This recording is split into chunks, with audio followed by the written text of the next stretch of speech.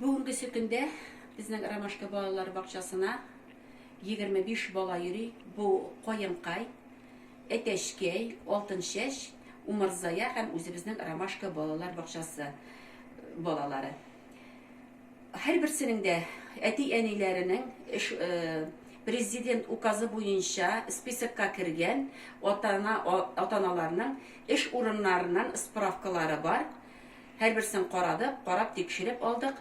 Һәм инде әзме-күпме йөрми торган 5 көннән арта икән балалар инде ул балаларны справка белән китердек инде. Башка балалар бакчасыннан булса да.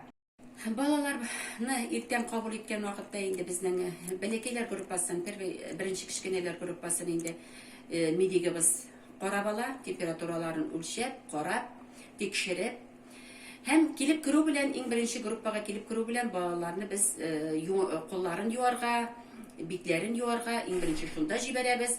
Аннан тагын дәвам итә инде әзме-күпме аларның уеннары, һәм яңадан гына инде иртәнге аш вакыты була.